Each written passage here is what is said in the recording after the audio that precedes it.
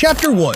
A slap to one's self-esteem. Summer 2024. In a luxury villa in Barcelona, Rafinha sits quietly, scrolling through his phone. What catches his eye isn't praise for his dedication, but a photoshopped image.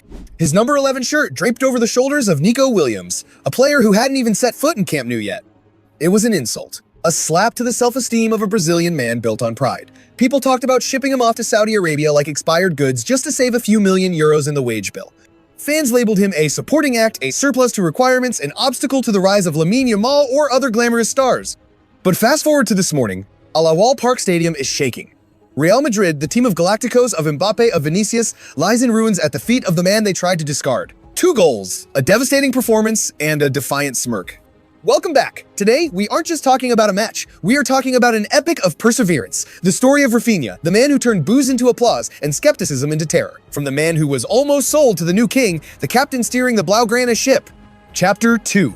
Roots of resilience from Varzea to Europe. To understand why Rafinha didn't crumble under the pressure at Barca, we have to go back to Porto Alegre. Rafinha didn't grow up in polished football academies.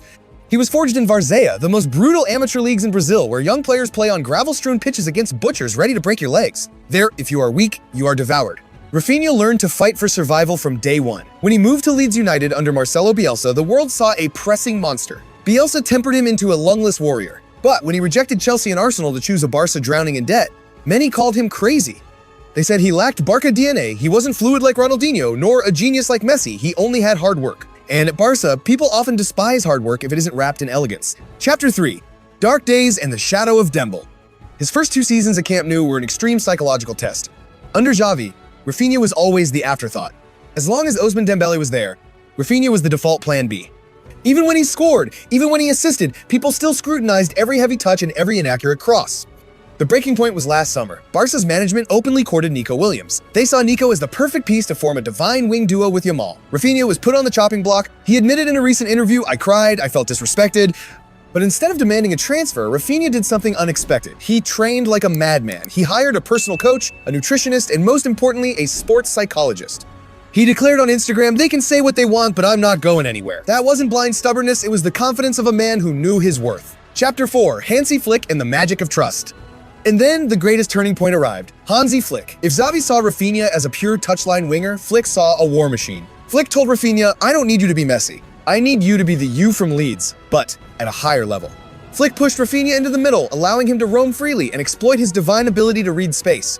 The result? Rafinha 2.0. He's no longer just a crosser, he is the conductor, the first line of high pressing, and a clinical finisher. The captain's armband on Rafinha's arm is no accident. In a squad full of 17 and 1 8-year-old kids, Rafinha is the psychological anchor. He runs for everyone, and he shields his juniors from the opposition's provocations. Hansi Flick unleashed the beast within Rafinha using the most important weapon, absolute trust. Chapter 5. El Clásico in Jeddah, the King's Statement. Look at the recent El Clásico. It was a perfect summary of Rafinha's career. Real Madrid had Mbappe, widely considered the world's best. They had Vinicius, the Ballon d'Or candidate. But the man who decided the game was Barca's number 11. The first goal, a brilliant run to break the offside trap and a delicate finish. The second goal, a masterclass in attacking build-up, finished with the cold-bloodedness of a top-tier assassin. 7 goals in his last 6 El Clásicos. That isn't luck. It is the punishment Rafinha inflicts on Real Madrid and the ironclad response to those who wanted him gone. After the match, the cameras caught Rafinha beaming. That wasn't the smile of a mere winner, it was the smile of liberation. He had defeated himself and defeated the prejudice of an entire community. Conclusion. Rafinha's story is a lesson for us all. In a world of flashy football, where people are quick to discard old values for new trends, Rafinha has proven that an iron will and sincere devotion always have a place. He might never win the Ballon d'Or. He might never be the most technical player. But in the hearts of the culés today, Rafinha is the embodiment of the Barca spirit. Never give up, always fight for the colors until the very last drop of sweat.